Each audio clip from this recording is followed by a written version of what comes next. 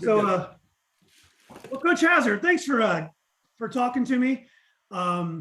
You've had such a great career as a coach at Robinson. And it's just so funny because, unfortunately, I've never paid close attention to wrestling. I'm always a basketball guy, and Right.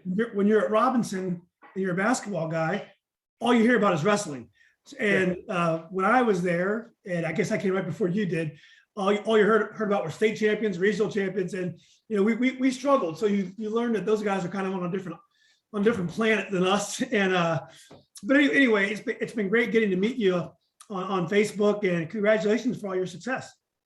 Yeah, it's been a great run. One of the great things about Robinson, I was actually having a conversation this morning. I was getting ready for practice, and a woman pulled in the parking lot with her kids, and they were just moving here from South Korea.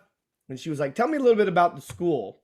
And kind of like you, I'm a Robinson file, so I started snapping off the stats about it. And one of the great things about our program, though, and the stats of it, is we've only had 3 coaches. So we had Coach Epperly, who started the program in '71, and he left my senior year in 1991. So he was there 20 years. Then we had Bill Hilbold, who was there for 5 years. And then, I got there in '96 and have been there ever since. So when you have tradition, you also have consistency. And, Bill was Coach Epperly's assistant for 2 or 3 years. And then I wrestled for both of them. So the traditions stay on, and the knowledge stays on, and, the family atmosphere stays. It's interesting about wrestling. So I asked my kids today whether they knew any wrestlers at Yorktown. My daughter didn't know any wrestlers. My son happens to know one of his good friends is a wrestler, and I don't know any parents whose kids wrestle. Wrestling to me is very much a cultural thing. It seems like that there's certain schools, areas, Pennsylvania, where wrestling is huge, and it gets into the culture of the school, and it stays with the school, and it means so much. Other schools, it doesn't even register much. That you may have some great wrestlers in the building and stuff, but it doesn't have that same cultural effect. What is it about wrestling that certain schools like Grundy, I believe, Cox, Robinson, I think there's another school up here when I was, maybe it was Marshall, but there's another school up here when I was young. That was Marshall was good, and Great Bridge down in Chesapeake. Actually, my son is coaching down there now. I think it's the community is pretty pervasive. It just grows, right?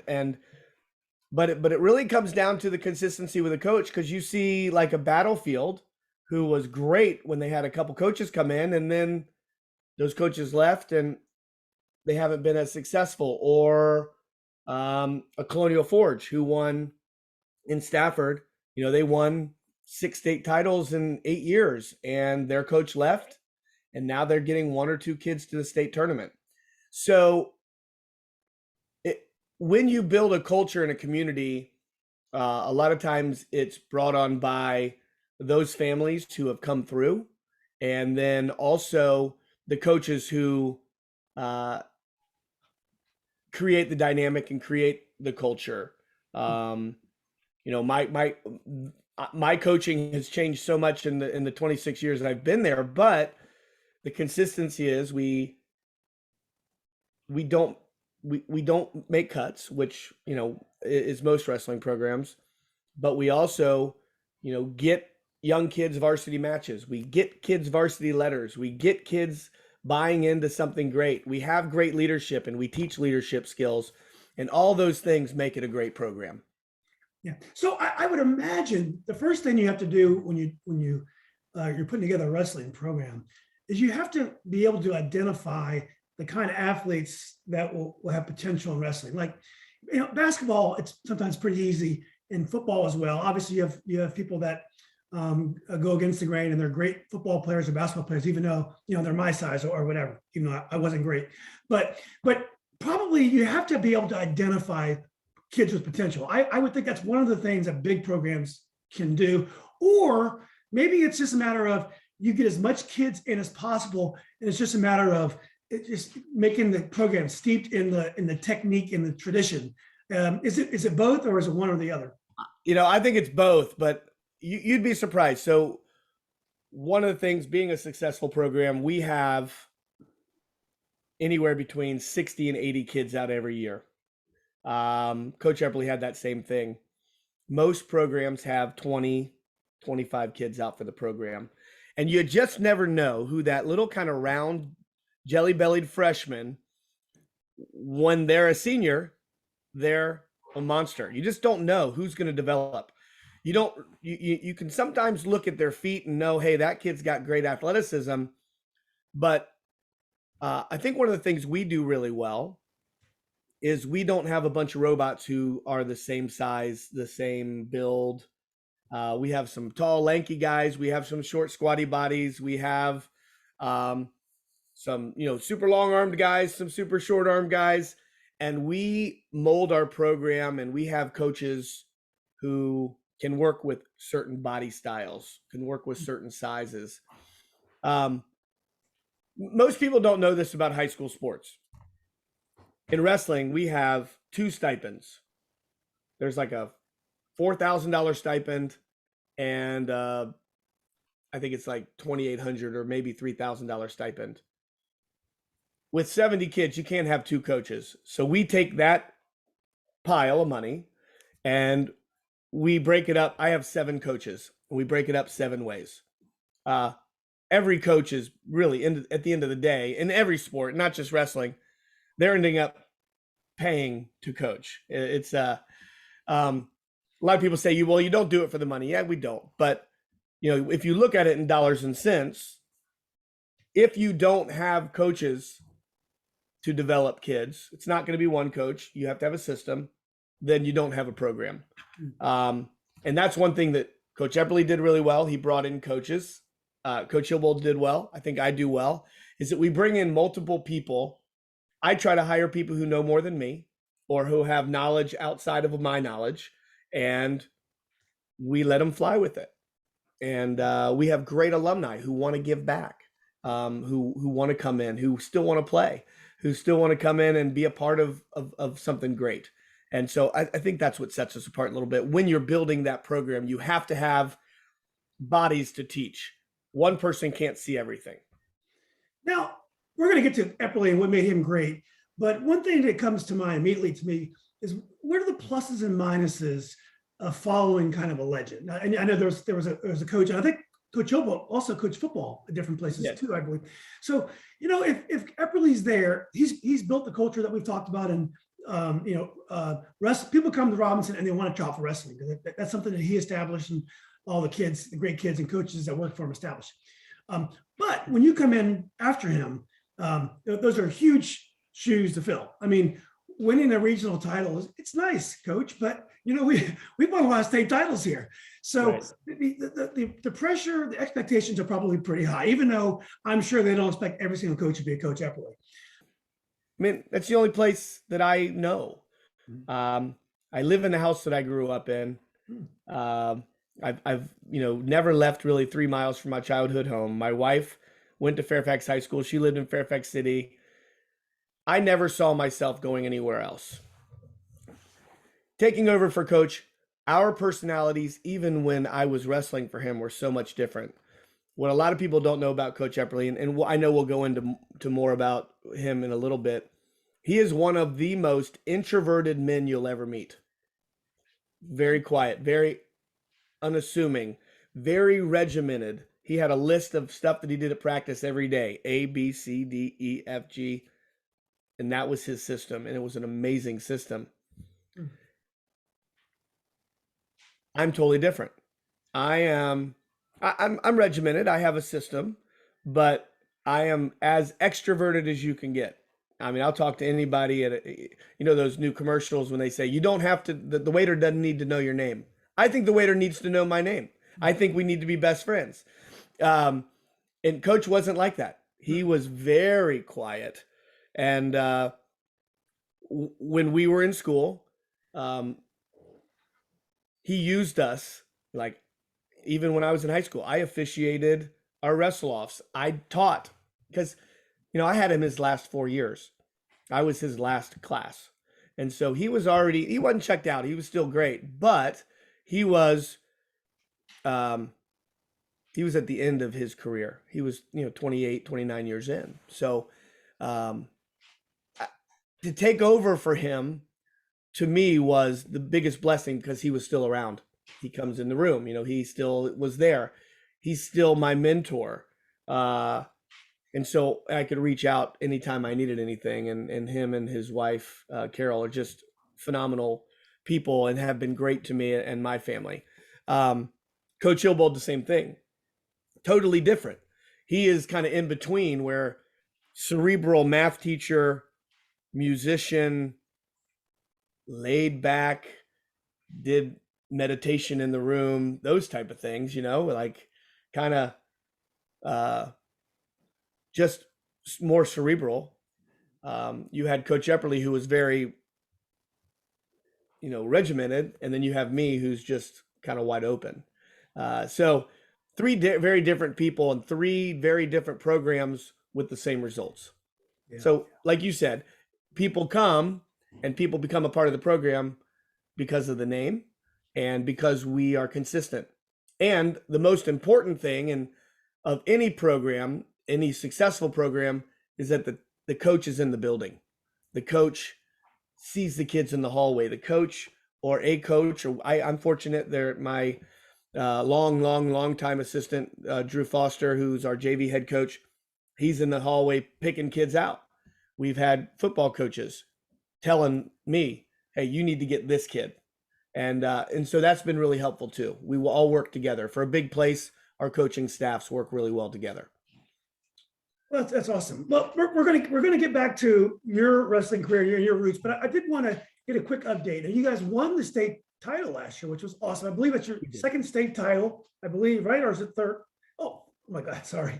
And I know you've coached numerous state titleists besides that. So, but so we're defending state champs. Give us the update of how the season's going this year, and also COVID. It has to affect wrestling really profoundly, just because unlike my son plays soccer, my kids do other things. You're in a really pretty small room, so the ventilation is probably not great. It's awful. It's awful. Yeah, let's face it. So give us an update on the team and how has COVID affected wrestling so far? So COVID's interesting. If you look at COVID, I work in pods with our kids. So each kid has 1 to 2 partners, and that's all they can have partners with. And we've sectioned off the room. So if you have to contact trace, who you have to contact trace. Where in a basketball game or a football game, and not really with the Omicron, because that is so contagious in the air, Delta and before, you needed to know who was next to you. Now it's just all over the place. But so we were pretty fortunate last year. We didn't have any outbreaks last year. We didn't have 1 case last year. And we taped the room into 6x6 blocks. We didn't have school, so we had the cafeteria where we had a mat, and we had the wrestling room where we had the mat. And we only had 45 kids, so we had smaller room last year. And so we were able to block it off and know who was with who at all times. This year, we let our hair down a little bit, and we had a pretty significant group of kids get sick. But this new virus is really, it's a 3-day sickness. You go home for 5 days and then you're back feeling better than ever. So with COVID, this has been an interesting year because we have 14 weight classes. At all of our events, we've had 9 to 10 kids, and there have been different kids. We've had a couple kids get hurt during football. They're coming back. So January is really going to be the time that we shine. We got back late last night from a tournament. We were up in Chambersburg, Pennsylvania. A very tough tournament, 55 teams. We finished 4th. We had a champion. We had 2 4th places. We had 9 of our 10 athletes who competed in the tournament make it to day 2. 4 of those kids of the 6 that made it um, that were in the consolation round made it to what's called the blood round, which is the round, we call it the blood round. It's the round to place. They lost in that round close. We competed really well. We pre this weekend, we were dealing with some December doldrums, but I think we really turned a corner this weekend and put together a great tournament. Finished fourth as a team, like I said. So it was a great weekend. I think we have great leadership. We have a ton of seniors. Several of them have never started before, have always been behind a state champ, and so they're sacrificing, going different weight classes that maybe they're a little small for, but they all want to be a part of a team together. Mm-hmm. I think we have the skeleton to do really well this year in the region and the state. But, you know, there's just so many factors, and luck plays a part plays a part in it. And, you know, we just need to, today we practiced for an hour and 45 minutes, and it was no conditioning. It was strictly technique, going over the little things that we did well this weekend and fix some problems. Mm-hmm. So yeah, it's going well. I think we got a great group of kids. How did the Virginia teams, like the very best teams like Robinson, how did they compare to the best teams in Pennsylvania? Is Pennsylvania like the top wrestling state in the country? I think Pennsylvania's number one. Ohio, New York, Ohio, New Jersey, probably two. New York's up there. Oklahoma, Iowa, California, I think, is probably the toughest state. They only have one state champion. Wow. In all CIF. You know, it's big as most countries. And so to win a California state title, you got to be a stud. And so the top Virginia kids can compete with anybody. The difference is the depth. Yeah. Where their top 10 could be a Virginia state champion. Right. Yeah, that makes sense. So, well, great, Coach. We'll get back to this team. Let's talk a little bit about how you got started in wrestling. So, you know, I grew up right near Oakview, on the corner of Portsmouth and right near Tibby, on the corner of Portsmouth and Cyburn. Right. So where did you grow up? What neighborhood? I guess that's the house that you still live in. Yeah, the house you're looking at right now. I grew up in. Remember where Butts Corner 7-Eleven? Yeah, sure. I live spitting distance from Butts Corner 7-Eleven. It used to be Ox Road. Now it's Little Ox Road. Yeah. Used to be a cornfield across the street from us. Yeah. It's a small little farmhouse my parents bought in 1975. And it was across from a cornfield. We would hear the sirens and the lights when someone would escape from Lorton Prison back in the day. So it's Fairfax Station is where I live. Seemed like it was really far out when I was a kid. Now it's, you know, it's nothing. Right across the street from us. I always say, you know where the really big houses are on Little Ox? I live across the street from those in the nice little Rambler farmhouse. And so I grew up, and my 7th grade year, they changed all the boundaries. So half of Clifton went to Fairfax. What's the neighborhood right off Braddock? If you're taking is that Breckenridge? Breckenridge it turned into Woodson. Off Pope's Head turned into Woodson. So right about then, they changed all the boundaries, and Centerville was built. So they changed a bunch of. So I was actually, if I had lived on the other side of the street on 123, I would have gone to Fairfax. Is that and right? I ended up staying at Robinson. So fortunately, yeah. My dad is in the National Wrestling Hall of Fame. He coached. Is that right? Oh, that's cool. Mm-hmm. He coached our youth club, and he had his own little wrestling TV show back in the day called Mat Time. Cool. It was on in that Gold Vein, Virginia, that channel 53, 56. So he had a little TV show, and he coached many national champions and state champions from the youth club on. And you know, one of the things he taught me was, doesn't matter who's in your room, you coach them like it's your son. Doesn't matter what school they're from, you treat them, you know, as well as you can treat them. And you know, they end up looking back. And actually, my dad was in our room today, the Grand Poobah, as I like to call him, working with a couple of the kids on some things that he saw this weekend. Yeah. I think since the time I've coached, well, since the time I've wrestled, I think my dad has missed maybe 2 competitions that I've coached or competed in. My mom and dad still are huge Robinson fans. So I got my start when I was 4. I was at Fairview Elementary School, and my best friend, Alan Hoskin, his brother Rob Hoskin, who graduated in '87, he said, he asked me if I wanted to wrestle. And my dad, we had never really talked about it. We wrestled around when I was little. And I asked my dad, and his eyes lit up. And so then he started he was coaching down at William & Mary and down in, that's where he went to college. And then he came up here and he's been working construction since then. And so he started coaching the youth club and with Mr. DeProspero and Mr. Holmes, and he took over the program with Mr. Litley when they left the Rams club. And so he did that for many, many years, which then turned into the Bandits, which is still around today. Did you play other sports besides? I did. I played baseball. I ran track. Played football.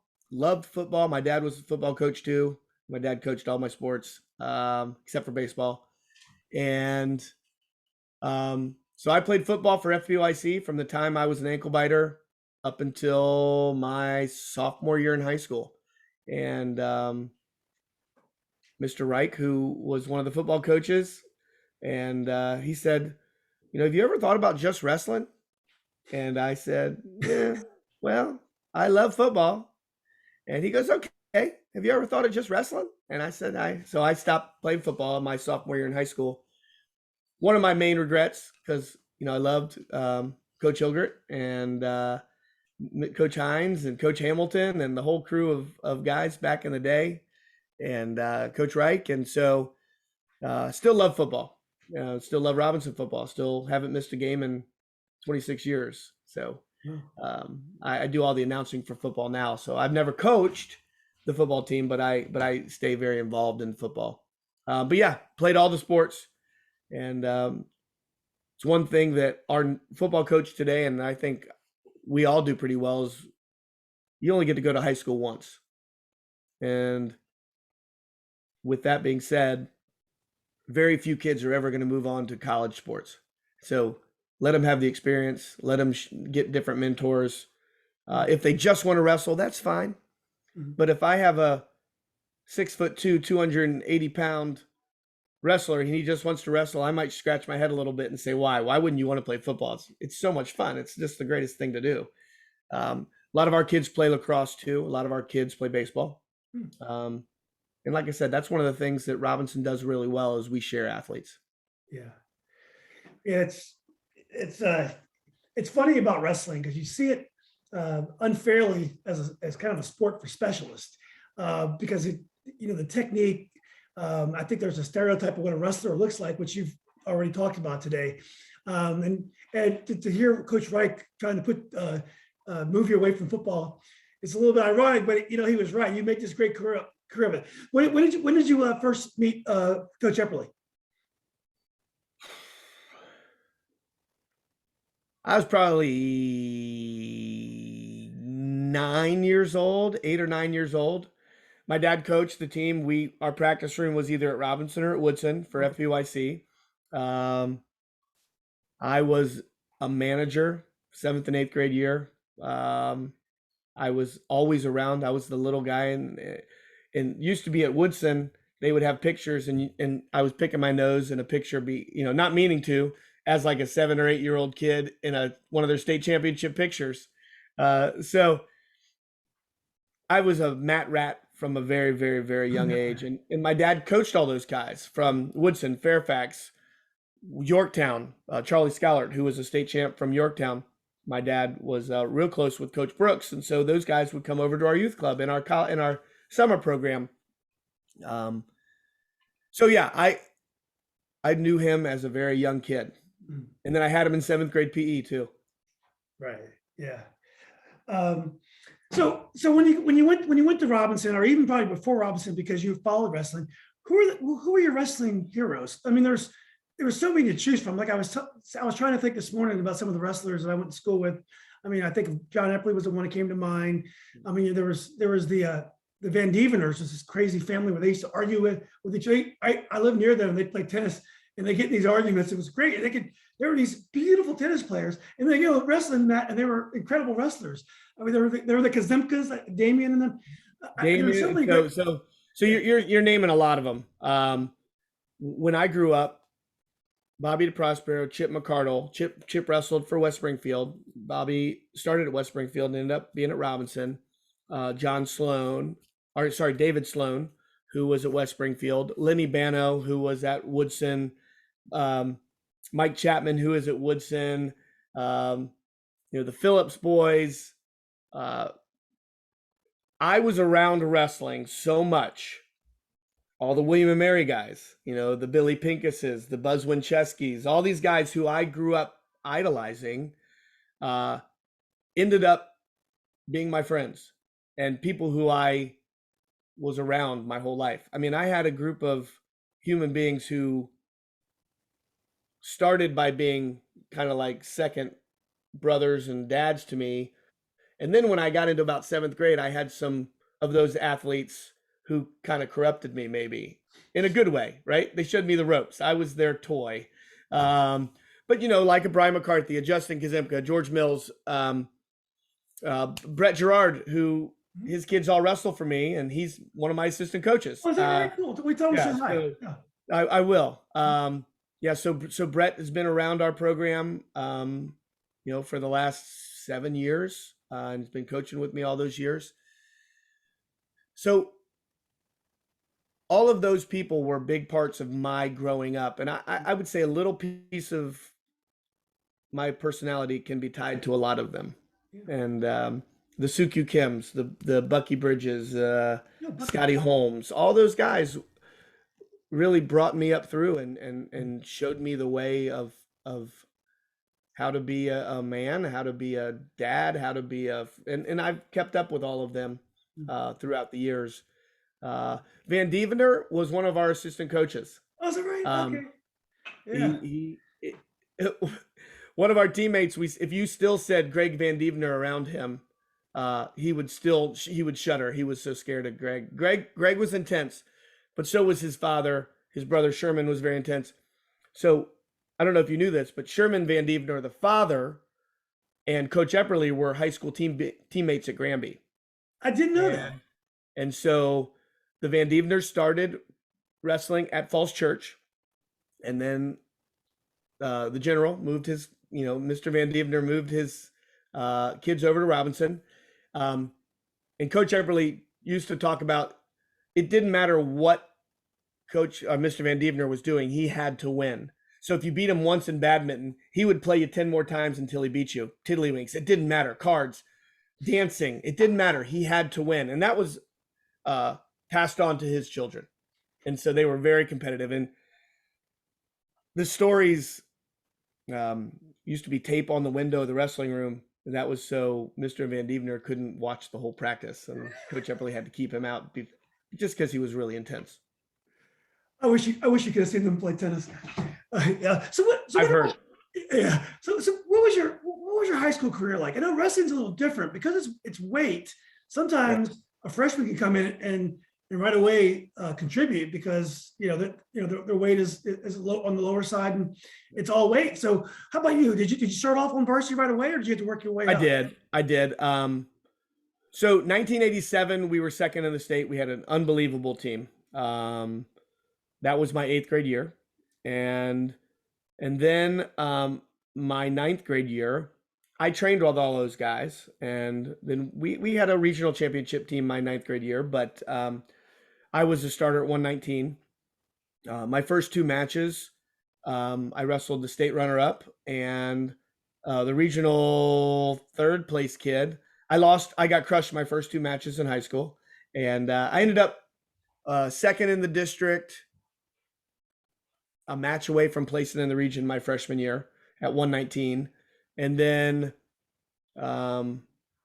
traveled a lot in the off season that year. And then it ended up being district champ, second in the region, 5th in the state, then district and regional champ, 4th in the state. And then my senior year, lost in the state finals, but was district and regional champ. But I had also won a national title that summer before. And, just I was the best. I said this in a speech recently for the Hall of Fame. I said I was the best semifinal wrestler maybe in the country. I could beat anybody in the semifinals. I got to the finals and there was a big old apple in my throat. I put a lot of pressure on myself to win, and I think that's made me a better coach. So I had a good career. I was, Kevin Litley and I were the first two 100 match winners. Because it used to be you didn't wrestle very many matches, and now kids are getting 50 matches a year. So we have tons of 100 match winners, but then it was a little bit more difficult. Well, you talked a little bit about what made Epperly great. It was very regimented, very organized. You've been around some great coaches since your time at Robinson. You've been there with Bendorf, you've been there with Trimmer, you've been there with Gracie Snee-Weiss before Trimmer. Charlie Thompson. Amazing. Yep. Charlie Thompson. Yeah, all these great coaches. So do you think like Epperly would have been a great coach or any sport he chose, or do you think there was something about the individual sports that the personalities kind of fit those sports? Like Charlie's a basketball coach. Coach Thompson is a basketball coach. Coach Epperly is a wrestling coach. Coach Hazard is a wrestling coach. Or do you think it's, a good coach is a good coach? It just depends on what they decide to coach. My opinion, I think coaching is all about relationships. Mm-hmm. I know wrestling. I love wrestling. I love technically the part of it, but like I said, I hire people who know more than me about the sport. Mm-hmm. You build relationships, you build a culture, and the technique follows. Mm-hmm. I think Coach Epperly is very similar. Coach Epperly, admittedly, was not the best wrestler at Granby High School. Mm-hmm. His roommate was a 3-time NCAA champion, Grace Simons, mm-hmm. at Granby and then at Lock Haven. He admittedly will tell you that he wasn't the greatest wrestler, but boy, he knew how to break things down and watch film and make sure that everything was done really, really well. So with that being said, I think he could have coached anything. Because he was very much an attention to detail person. I'm not sure. He used to tell me where he was on the Myers-Briggs. I know I forget. He had his 4 letters that he could tell you because that's what he really loved. He loved training dogs. He loves that. He had his Rottweilers, that would walk around campus with him. And even his PE classes were very, very much very regimented. If you didn't know, Coach Epperly was an amazing dancer. He was a ballroom dancer, him and Carol. So there's so many cool things that we don't know about these coaches. And I love that you're doing this podcast for that. But I think he could have coached anything. Yeah. Charlie, I think he could have coached football. Like his son was a great football coach. Yeah. But he was insane. He scared me. Yeah, I think what you said about coaches and teachers is true. We only see them as coaches and teachers. Like who did I talk to last week? They saw when someone sees them at a shopping center, they almost forget, well, I go to the shopping center to buy groceries like everybody else. But you only see your coach and your teachers kind of in those positions sometimes. And they're very human. Epperly, dances, or he might have a lot of other hobbies we didn't know about. And I'm sure Coach Hazard is the same. No, I'm just a coach and a teacher. Exactly. Nothing more than that. I'm very shallow there. Yeah. So also about Coach Epperly, if he coached today in 2020, almost 22, do you think he would have coached in the exact same fashion as he did then? Now, I know there's probably some things about talking to parents and kids that are different and stuff because times have changed. But in terms of just the wrestling, is it changed much, or would he have been the exact same today, or you think he would have to change with the times to be successful today? I think the best coaches coach who they are. Yeah, coach who they are. Right. My coaching has changed drastically over my 26 years, mm-hmm. but my focus is still the same. Mm-hmm. The technique is still the same. The way I run a practice is the same. The way that I build relationships and culture with, like you said, with parents is much different. Yeah. But I think he would have coached the exact same. Okay. The best are great at what they do. Yeah. Now I'm going way ahead of myself. I was going to save some of these for the end, but parents. So, I come from my son's a soccer player. Soccer parents are crazy. AAU basketball parents crazy. My guess, and again, I don't know that much about wrestling, but I would say, you have these 14 weight classes, right? And say I have my son is an amazing, like 156. I'm not even sure if that's a class. Well, you have a great wrestler there already. So my son has to go up or down. I would think, without knowing, that you have to juggle a lot of different expectations when you try to make your card, when you try to make your lineup. Is that true? Oh, absolutely. I'm not going to go into too deep since I'm still coaching now. If you got me a couple years from now, I would give you the whole skinny part. We'll do a follow up. We'll do a follow up in 5 years. Yeah, I like it. But you say that soccer parents and gymnastics parents and basketball parents are the craziest. I would say wrestling parents are the craziest. Is that right? I also do broadcasting and announcing up and down all over the world. And if you go to Pennsylvania, New Jersey, New York, which I'm there a lot, wrestling parents are a different breed, buddy. They love conflict. They don't always love conflict in front of you. They're gonna pull what they need from everybody else around them. They know everything. And I'm a wrestling parent too. I've gotten to coach all three of my boys. Okay. And so I've had to be the wrestling parent too. And it's hard. Yeah. It's hard because you can't blame anybody. If your son or your daughter doesn't win, you got really one person to blame. Mm-hmm. You can't blame that it was a bad play, or that, you can blame a bad call every now and then, but at the end of the day, it's person against person. And you got one person to blame. I try to be very consistent, and I had to deal with it with my own kids. We do wrestle offs. You got to beat the person in front of you. If the lineup is safe, lineup is set, you got to beat that person 2 times in a row. Now, the best wrestler doesn't always win that wrestle off. But as a coach, I got to stick by those wrestle offs and say, this is what we're going with. Yeah. It's hard. So when I was at Robinson, you remember Coach Dolphin, tennis coach? Yeah. So I played a little bit of tennis, but I was very much a beginner, but he really wanted me to make the team. He thought I'd have a lot of potential at tennis. But tennis is like wrestling. Here's the ladder. You got to just work your way up. So I remember my sophomore year, and I was on the bottom end of that ladder there. So I had to win a couple matches, or he just couldn't keep me. And I remember Coach Dolphin watching the matches. I won both matches against good friends of mine, but I was able to beat him. And he was just so relieved, because the reality is there wasn't much he could do. Like a basketball coach, if a kid's got a lot of talent, you can keep them or whatever. But the ladder was the ladder. And right. Yeah, I had to be top, I guess it was top 12 or 13 or whatever it was. And I had to play my way on. Is that nothing you can do? Does that happen in wrestling too? 100%. Yeah. And there's nothing I can say. I can't go against my system or my rules because I like a kid, or because I think a kid's better in competition. Although I want to do that sometimes. I just think it's too easy to say, this is Coach Hazard's fault. So you got to put it on the line. And Coach Dolphin is one of my favorite. He passed away 3 years ago. He's one of my. I didn't know that. Sorry to hear. He was a good dude. He was just, and I got to teach with him for several years, and he's just a wonderful man. Just such and I wish you could have had him on a podcast, because he would have had you in stitches. He was one of the funniest, most engaging people you ever meet. And loved to.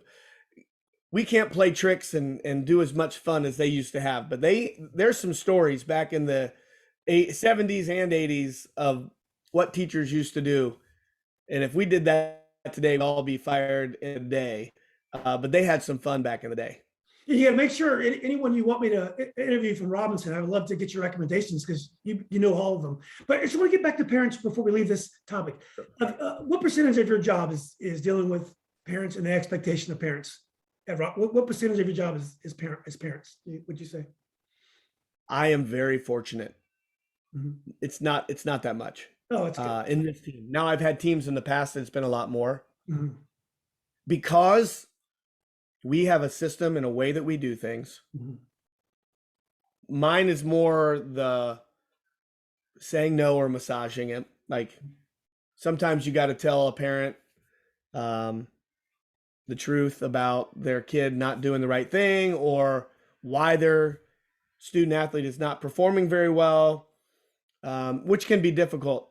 But the way that we do things, we don't have parents who are a problem at all. If anything, they want their kids to be a part of something great. And honestly, if you talk to a lot of kids, they just want to be a part of a team and a successful team. Yeah. We do have our kids who want to be great, and they typically come with the parents who have the highest expectations. Mhm. But today, as a coach, I don't deal as much with parents as when I was a teacher. I think in teaching, there's a lot more dealing with parents Is that right? Okay. that they want to know when something is due, why something is due, exactly how to do it. They want you to teach them the same way you're teaching in the classroom. Mhm. Um, our program does a really good job of communicating. I send out multiple weekly emails. I make phone calls. We do home visits. So we're around the community a lot, and I live here too. So I see everybody out at Velocity Wings or wherever we might be. It's Safeway or in the community. Um, Being in the community is very helpful. Knowing that I try to do the right thing in the community, but I'm also human. Well, certainly a lot of that has to do with the program that you've built and the folks that came before you and helped to build it. So I think the program it can overcome a lot of individual aspirations. People just want to be part of something so wonderful. But let's get back to your own personal career. So you graduate from Robinson. You're probably class of about 90, 91? 91. 91. And then you go to George Mason. Did you wrestle for George Mason? I did. Mhm. That's an interesting story. Mhm. Um, so my dad went to William and Mary, Mhm. coached it a short time at William and Mary, as like a grad assistant type of thing. Um, I wore a William and Mary shirt from the time I was, born, and that's all I'd ever wanted to do. And so my sophomore, junior, and senior year, I was going to be a William and Mary wrestler. And I signed early there, got a scholarship, signed early at William and Mary. And Awesome. January, I want to say it was 15th of my senior year, they dropped their program. Title IX got them, and the budget got them. So I had to make a choice. They reinstated it very quickly, but it was on really unsteady ground. And so I had been talking to the George Mason coach for a long time. I'm just being local and did a lot of things. And I told my dad, I said, the next person who calls me, whether it be William Mary or George Mason, I'm gonna commit, because I was really in a conundrum. And Coach Moyer called me from Mason very quickly after that, and I signed and wrestled there for 5 years. Had a decent career. Was a three-time conference finalist. That's Lost in the amazing. finals every time, That's amazing. and You had a great career. had to win the conference to go to nationals. So I never got to go to nationals. Uh, I was actually my sophomore year winning 11-1 in the conference finals, and got pinned, and a really weird situation. Wrestled an All-American the next year in the conference finals, lost 6-5, didn't get the wild card berth, my sophomore year. My senior year, beat the champ 2 weeks before by a point in overtime, lost to him in real quick, close match in the conference finals. It was pretty much a done deal that I was going to get the wild card and go to nationals. But unfortunately, sorry, my dog's making lots of noise in the background. Can't hear it. Unfortunately, we had a man from UNC Wilmington. They don't have a program anymore, but he was handicapped. He had one leg and like a half a hand, and he was ended up third in the conference at 126. Wow. We only got 3 wild cards, and they said this will be great if he gets to go to nationals, but they couldn't take him over the second place guy, so they took all 3 126 pounders and the 177 pounder from George Mason, who was really good, and so I was the odd man out. I was the alternate, and so that was the end of my career. Now, I know I'm going to show my wrestling ignorance here, but is there any sense in college wrestling? Individual might not qualify for nationals, but is there a team competition where a team can? None of that. There's Okay. not. There are not. They used to do the national duels, but they don't do that in college anymore. Okay. So you had to be. When I was in school, each conference got a certain amount of bids for the whole conference. Now each weight class gets a certain amount of bids. So there's 33 wrestlers in each weight class, and then it's how you did throughout the year, and you already get your bid by the end of the conference tournament. Your weight class at the conference gets a certain amount of bids, and then there's some wild cards in there as well. So while you're at Mason and you're wrestling, are you still volunteering over at Robinson? Do you have your eye on coming back and helping at Robinson during those times? Absolutely. I was over there every holiday break. I was over there in the summertime. My dad was still running the summer program, the youth program, and the Olympic style, the AAU and USA Wrestling program. So my senior year in college, I was offered the grad assistant job at Virginia Tech. And then I was also looking either doing that or going to OCS for the Marine Corps. And because my roommates had all done that. And I got a call from Robinson, a wrestler at Robinson who I coached. And he said that Coach Hilbold was retiring. So I had to decide, did I want to stick I was engaged to my wife, and I had to decide, do I want to go down to Blacksburg? Do I want to go to the Marine Corps? And, kind of this blessing happened that they said, let's, hey, Robinson's open. So I applied for the job. Honestly, not really thinking I would get it because they had some awesome people applying for the job. But as luck would have it, the interview was spectacular and ended up getting the job. So you're a 22, 23-year-old guy. You're already varsity coach? 22. Never was an assistant coach. I've never heard, of all the years I've been following sports, I've never heard anyone coaching varsity that young. Yeah, it was, I was a snot-nosed know-it-all. My first match, I had to, we wrestled T.C. Williams, and they were okay, and they beat us. And I remember Barry Gorodnick came to me the next day, and he was like, "Great job, coach." In his Barry Gorodnick way. We were close. Gave me so much heck about it. And I still remember that to today. But you know what? Made me humble. Made me a better coach. Losing those first couple.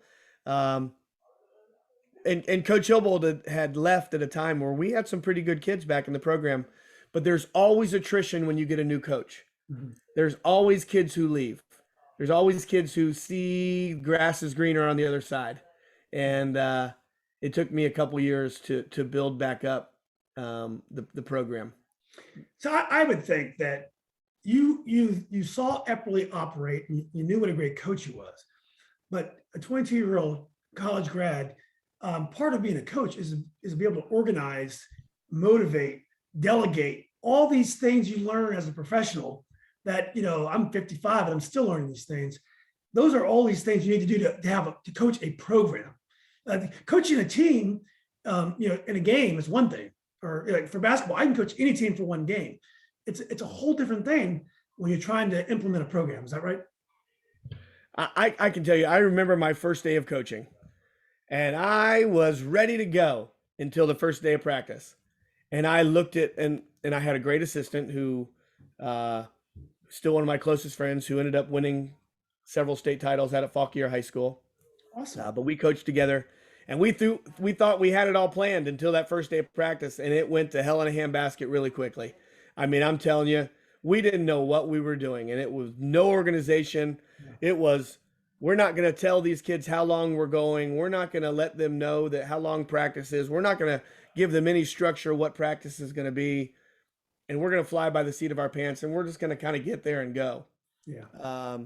And that honestly, probably the first 5 years of coaching. And I was too prideful to ask any questions. I didn't call Coach Epperly. I didn't call Coach Hillwold. I didn't call my dad. I didn't call Coach Moyer at Mason. I didn't call Coach Wilcox. I didn't call all these people who I had on, well, we didn't have cell phones then, but I had in my black book, right? I could have called them and say, what do you think? And I remember I asked, in 1996, the year I graduated, I ended up working at the Olympics in Atlanta, and I worked at the wrestling training site. And I shared a room with Jeff Buxton, who arguably is the best high school coach of all time, and still, a person who I call very often. Coached 30 national championship teams at Blair Academy up in New Jersey. And we were laying on these army cots at this high school where we were training the people. And I said, hey, I just got this job and we're going to be great. He goes, Bryan, you're going to suck. And I was like, no, Jeff, Bucks, we're going to be good. I got all these kids coming back. He goes, you will be horrible, but no, you can always call me. It took me probably 3 years to call him and tell him, yeah, we suck. I need help. And I think we started having success. So I thought it was always going to happen. And it didn't always happen. And so I learned a lot. I would say over my career, I've learned a lot more from the losses, like those conference championship, like the state championship match. I've learned a lot more from those that have made me a better coach. Not necessarily technically, but more understanding that kids deal with a lot of internal anxiety, a lot of pressures from friends and family, that sometimes we just got to love them, and we just got to tell them, hey, it's okay. Like, you're supposed to feel this way. I felt this way. He felt this way. And this is how we're going to get through it. There's still no formula to how to do that. But I think we've done a great job of building a program where we finish a lot stronger than we start every year, with lots of different kids. Dan Meyer used to tell me, because he was a great principal and he was a great football coach at West Potomac. He'd be a great interview, by the way. Yeah. I've heard that a few times. Yeah. Yeah. But he would tell me, he'd say, Bryan, to me, you can't win with choir boys. You got to have a couple of guys in there who are not the sweethearts. Mm-hmm. And they're the ones that give you heart palpitations, that give you gray hair. But they're the ones who at the end of the day, they come back and they're really so appreciative of what you've done for them. It's not always the stars either. A lot of times it's those kids who, that round mound to rebound, right? That kind of chunky kid who sat in the corner who you never knew was getting what you said until they turned 30 years old and they ask you to officiate their wedding, right? I mean, those are the type of kids that in my career I've gotten to deal with, that I've been really blessed to have in my life. Yeah. You said something earlier that was very interesting. In the first podcast I did that didn't relate to basketball, because this was this was a basketball Facebook group, a basketball thing. And one day I said, I got to talk to Jill Ellis. She was my classmate at Robinson. She's one of the most decorated coaches in the history of Robinson, of course, and elsewhere. And we did a podcast. And one thing she said is success is not always the best teacher. You learn more through your failures. And it is so smart. And one of the reasons why I love talking to coaches of all kinds, and it's one of the reasons why we're really talking to all the people that formed the athletic traditions in Northern Virginia, is you learn so much from great leaders like yourself. But I want to get to happier days, because when I was preparing to talk to you, I Googled you I searched for you on YouTube, and I found this great interview with you after you won the 2011 state title. You have the cup, and you're practically hugging the cup. It was such a great interview that I almost posted it, but I wanted to save it for after I interview you. But it was a beautiful 3 or 4 minute video on YouTube. I'll post it, but people should go look at it. And it's right after you won, moments after.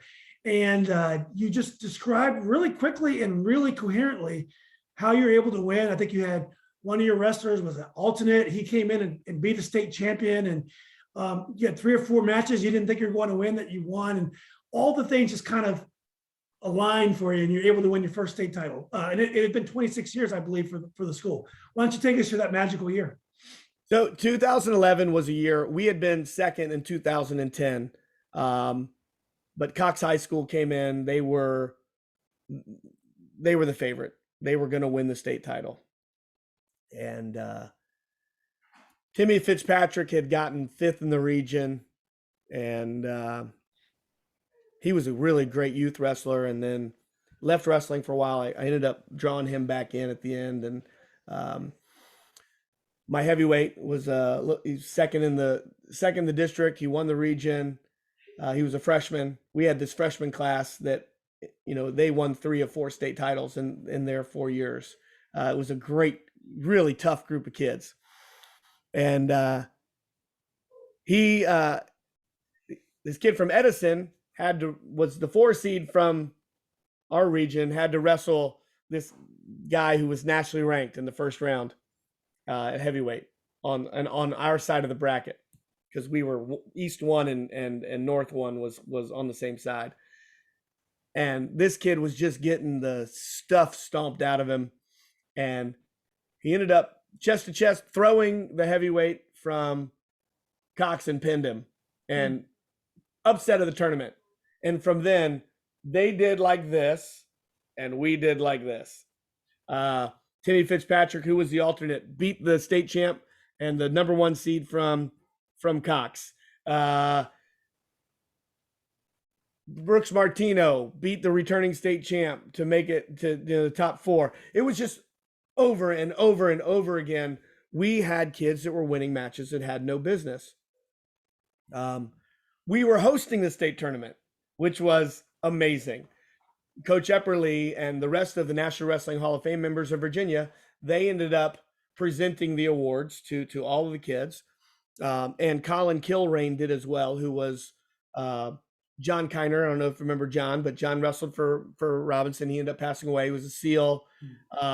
John was a great friend. He brought Colin Kilrain in, who ended up being the Joint Chief guy for the Marine Corps at the Pentagon. It was just kind of everything went perfectly. And, my dad and all these things that had kind of been really tough for a lot of years with this group of kids. And these were a group of youth kids who had come through together, and then everything just happened perfectly at the right time. That year, the year before, we had that crazy 2-foot snowstorm, and that was in 2010, and it was crazy. And then 2011, we had some stuff happen right before the state tournament that we had weather coming in. We weren't sure what was going to happen, so it was just drama. And I had sent a message to our alumni, and I have an alumni group that I send weekly and bi-weekly messages to.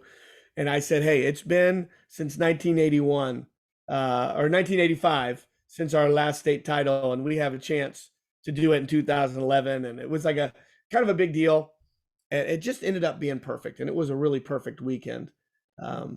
So yeah, it's hard to explain. And that was the first of 3 of 4. And then we won again in 19, and then we won again in 2021 with totally different teams.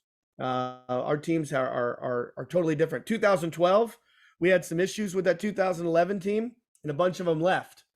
They had to leave Robinson for a little while, and we were second, and then a bunch of them came back after being gone for a year, and we won in 13 and 14 as well. So, but that video was done by a guy named Jason Bryant, who now he and I are partners.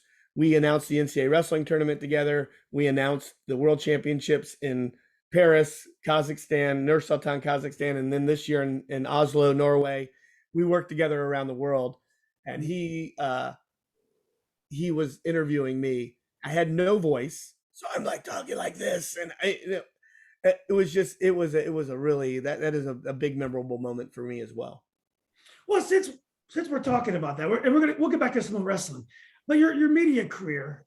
So when you say you work wrestling, are you a play-by-play guy? Are you an analyst? Is it the same as wrestling for other sports?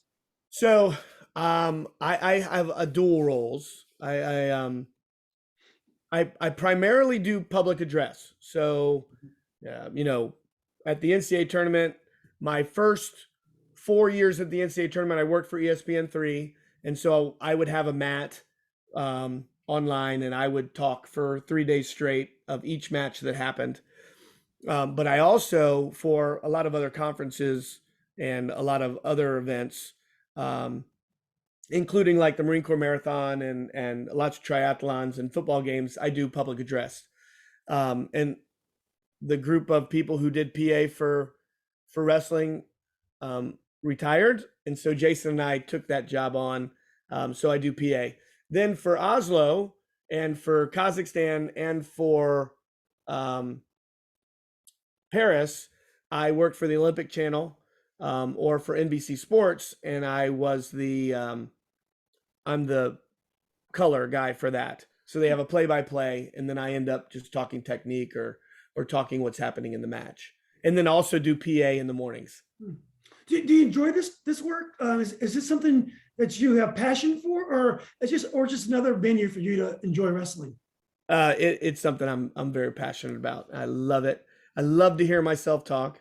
I am I am as narcissistic as you get when I love to hear myself talk, and so with those events, it's something that I really love. But I also get to spend time with a group of people who I love, who are my family. My wrestling family is a really big family.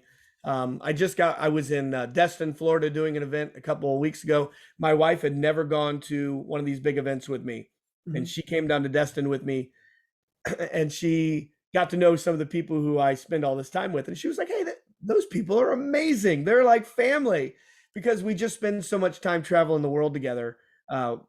It's something that when that becomes a job, I won't want to do it. It's something that I'm passionate about, that I love to do, that I love. I watch these kids from when they're 8 years old till they're Olympians. And it's the coolest thing because I've built relationships with them from them hearing my voice at events. Wow. And like, oh, are you? So I'll go take my team to Pennsylvania or to Delaware or to North Carolina or to Ohio. And I'll walk in and they're like, "Oh, I'm so glad you're here to announce." I was like, "No, I'm here to coach." They go, "You coach?" I'm like, "Yeah, I coach a pretty good team." And they all think that I'm there to do the media piece. Yeah. I heard a rumor that you also do cycling. Is that true? That's a big rumor. Yeah. I mean, you do other sports besides wrestling. Oh yeah, I do. I don't cycle myself. No. I'm sorry. The rumor was that you call other sports besides I do. wrestling. I'm sorry. Yeah. Yeah, no, that's funny. I'm just joking. But yeah, I do marathons, Marine Corps marathon, 5Ks, 10Ks. Oh, wow. I work for the kinetic triathlon, the kinetic endurance triathlon teams. So I work for them. I do football. I'll announce anything that has a mic. I did volleyball in college. That's how I got my start doing women's volleyball, and then women's lacrosse. That's how I met my wife. Let's see. Done a bunch of sports. Yeah. And being a PE teacher for so long, I get to know the rules, and I'm a sport file like you, Julian. I love to watch any sport. Yeah. Olympics come around, there's nothing better for me. I just plant myself in the couch and watch Olympics from morning till night. So, Well, I want to get to some general questions about wrestling today, but did you want to mention any more of your state runs or any of your wrestlers that you didn't mention? Because I don't want you to feel like I rushed you through those. I mean, the first one was special. You got in the groove. I know you recently won one, but didn't want to shortchange any of those teams either. No, you know what? I like I said, every team has been different. It took us 12, 13 years to win our first regional title. And then, we've won 5 of the last 11 state titles. Last year we had 5 in the state finals. We had 4 state champions, which is, pretty amazing feat. In a COVID year too, which was which was phenomenal. I've coached doctors.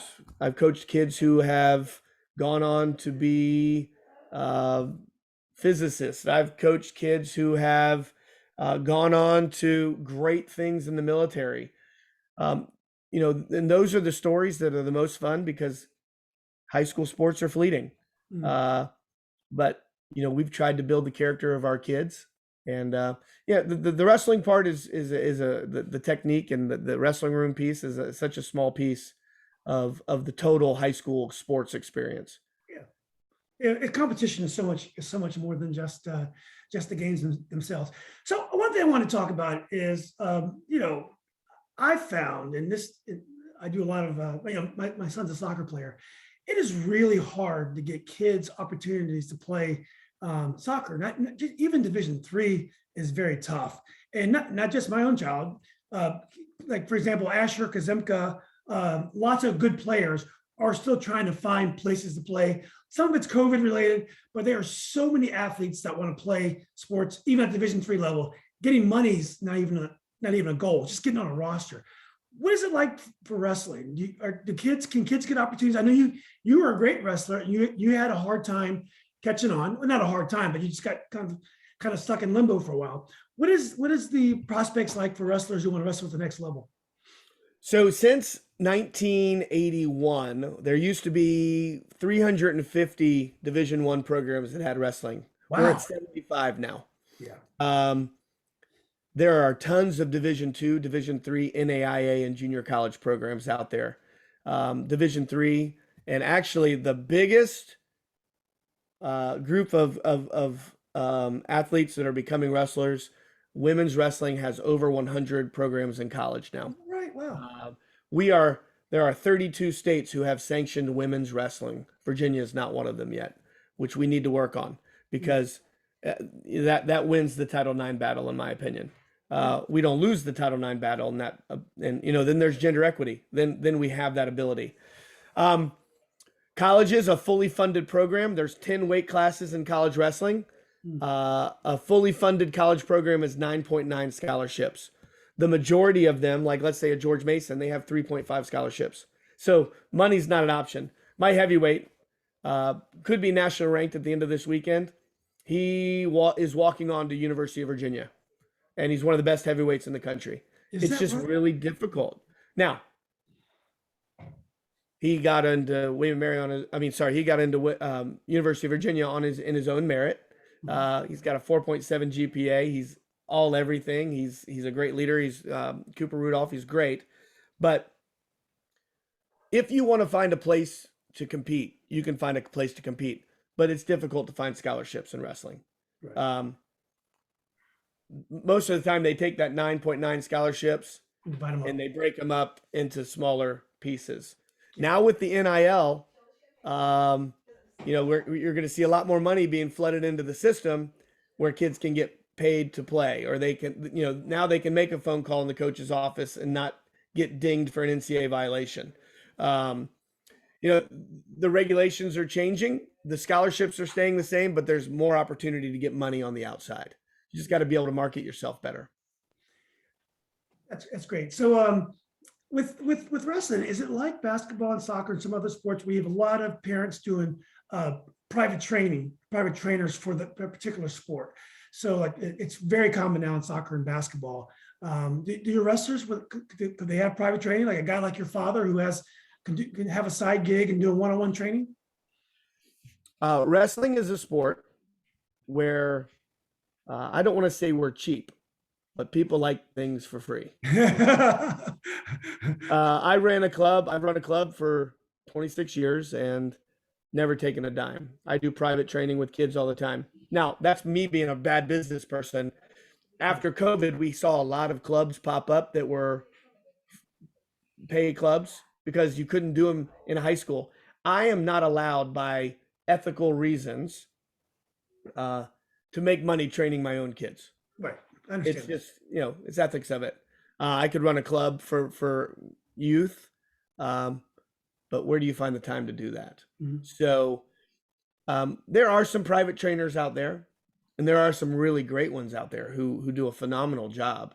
that are worth every penny. And there are others who probably are not. And I think that's in any sport. You just have to be, you just got to know what you're looking for and talk to the right people. And, the private trainers who are out there who say, I don't want you listening to your coach, your high school coach, you got to listen to me. That's a problem. The ones who don't work with the high school coach and find out what's the system look like, those people train for a short time and then they have to go to their high school and, everything changes. So, parents out there in Virginia, it's we don't see it as much. Now you go to Pennsylvania and New Jersey, the clubs are awesome. I mean, you have Olympians running clubs who they're expensive. There are a couple groups up in New York, Jersey, PA that I work with, Maryland. They're really, really good. But you just have to have an eye for what you need and what's good, and you have to talk to the right people. Now, I hope it's not offensive to a wrestling guy, but there doesn't seem to be. So I grew up at a school with real wrestlers. In the professional world of wrestling, to me, it was always a little bit of a clown show because I grew up at a place where we had real wrestling. It was real competition. So when I'd see the stuff on TV, I didn't even understand what was really going on. But it's very popular. Do you wish that there was a real, like, kind of a professional wrestling league, and it might be some in Europe that I don't know about. But I've always thought of professional wrestling, is more entertainment. And I'm not saying the guys aren't great athletes and they're not great personalities, but for a guy like me, I just never really took it very seriously. I hope that wasn't an offensive question. I take offense to nothing, Julian. Okay. And I love professional wrestling. I grew up with it. Okay. Justin Kazimka and Brian McCarthy, when they went to Clarion University, they were roommates with Kurt Angle. And we used to go to watch him when he was with the WWE. I don't take offense to it. Gable Steveson, who just won the Olympics for the United States, he just signed with the WWE. We have a lot of people who are doing that now. It is a bit of a show, right? I mean, it's a total show. Those guys are good athletes.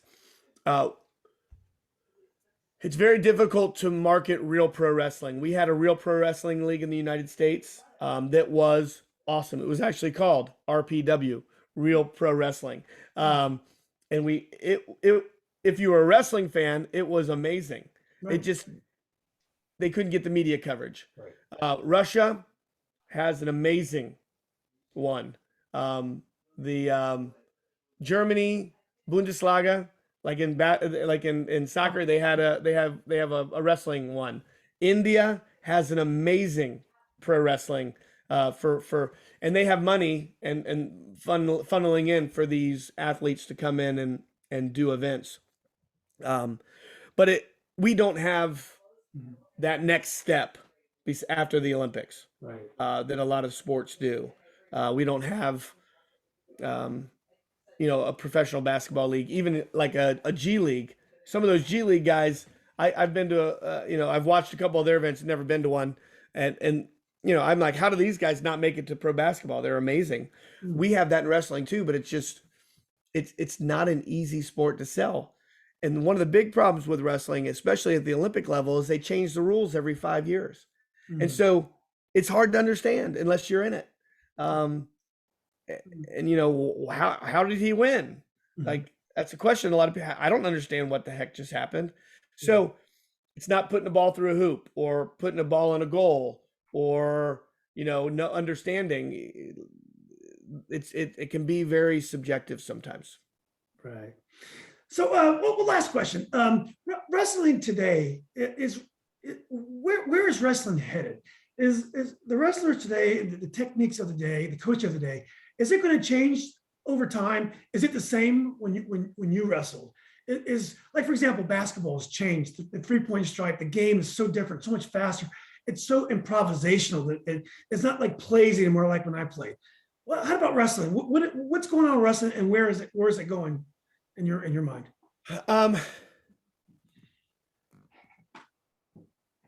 I think with women's wrestling, we're on the rise. Right. I really do. I think that's the only way that we survive. Interesting. I do. I think that we talked about wrestling parents. I think we have some wrestling people out there who don't have the love of the game, don't have the love of the sport as the number one thing in their life, and the dollar signs get in the way. I think that there are some in any high school sports, especially like football is a scary thing for me right now. The numbers of youth football players in Northern Virginia is teeny tiny. FPYC and BRYC couldn't even field full teams this past year. Wow. It's getting so, the dangers of concussions, the dangers of, for us, skin infections and concussions, the scariness of the safe sport violations and these people who are coaching and maybe are not doing the right things with kids. It's scary for parents. So I think I think our sport is going the right way. Division I, we're still struggling. We lose programs just because we don't have a gender equity, because it's expendable. I think any non-major sports are expendable at this point. When you can have a Division I program and only have 5 men's sports and 6 women's sports, why would you keep a sport you don't need? When you have a football program that's 180 scholarships or 90 scholarships, right? A fully funded Division I, how can you have gender equity when you have 90 scholarships in football? Then you have to have 3 women's sports to meet that. So when you have football, it's hard. That's why Division II, Division III, NAIA are so important. When there's not Division II, you have scholarships, but Division III, you don't have scholarships. And like Lander University, one of my wrestlers, Brett Gerard's son, Sammy Gerard, he's 2-time state champ for us. He's a senior this year. He's going to Lander. It's a new Division II program.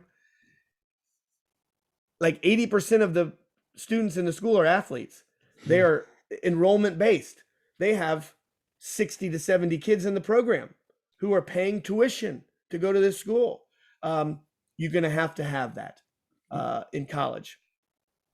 I think when you have great coaches, I think you can have it'll be an uptake. But when the average, and this is a stat, the average a high school coach, their rate is 3 to 5 years before they leave. People aren't staying. New teachers are not wanting to coach. It's $2,500 for a year to do all the paperwork, deal with parents, travel, dealing with the discipline issues. I love the fact when a principal comes to me and goes, "Hey, Bryan, I have a student and he's at risk. I need him to wrestle." I love that. Except when that kid gets in trouble and then they blame, they say, and they, not at Robinson, they don't do this, but in other places they go, "Hey, Jimmy is a problem, but we think he'd be a great wrestler." Then Jimmy gets in trouble and then they blame the wrestling coach. And why would a coach want to stay in that situation? So we have to develop a group of coaches who have mentors, and we need to do that better too. So I think wrestling's on a good pace. I think we have great events around the country. I think we have great coaches. It's just the external periphery things that we really need to work on. Yeah. Well, and I promise you I'll give professional wrestling another shot. Well, Coach, I want to thank you for all you do. I'm a Robinson grad, and you make us look so good, make us feel so proud. Also for your announcing the football games and helping out with my group is great. When I first met you online, I messaged Dermia and I said, "Hey, I met a guy, Coach Hazard. What kind of guy is he?" Golden. And Dermia doesn't give compliments very easily. He's not that kind of guy. Derm's my guy. Yeah, he says he said, "Coach Hazard is he is a good guy. You were the good guy there." So thank you for that. Maybe at some point we can start a Legends Wrestling group for all the wrestlers in Northern Virginia as well. You'll have to help me with that because I don't know anybody except for the Robinson guys. But anyways, it's been great working with you on that. And also thanks for doing this. Oh, it's my pleasure. And Julian, I was actually going to reach out to you in the next couple of weeks anyway. COVID really killed our Hall of Fame at Robinson. and I talked to Fred a little bit. I want to get you. You are like me. You love Robinson. You love sports. You love people, and I think we need to get a group of people in our Hall of Fame that I'm already super proud of the people who are already in it, but we need you involved. And once we kind of get through this craziness of COVID, I'm going to have a call here in the next couple weeks, so I'll be reaching out. Yeah, maybe we can do it online. I know there's a whole bunch of football players in the late 80s, like Michael Johnson. There's Jeff Bowling. We have a lot of guys that I just think, what's that? Peter Zophi. Oh, Peter Zophi. Yeah. All those guys were Prentice Wagner, Proctor Land. Like, we have so many guys who came. Yeah. I'm one of the very few, like you, who have institutional knowledge. Right. So, there's so few people now, and they're very, I see only right here, and there's such a big pool of people that we forget about. It is, and to be fair, a lot of the coaches and folks on the committee, you most remember folks who played for you or happened to be in the building. And like, for example, Hilbert's no longer really involved in that process, or Henry. Coach McKaig is not involved in that process. So it's really hard sometimes when the people that you played for have no relation to the process. So agreed. Yeah, agreed, and that's what we need. Right. Well, I can't wait. I'm looking forward to helping out, and yeah, thanks again for doing this. And reach out when you're ready, and I'll definitely would love to help out. Julian, I appreciate you, and I appreciate all you do for sports in our area. And if I can ever do anything to support you, please let me know. I sure will, Coach. Thanks again for all you do. My pleasure. All right. Happy New Year. You too. Okay, buddy. Take care. Bye.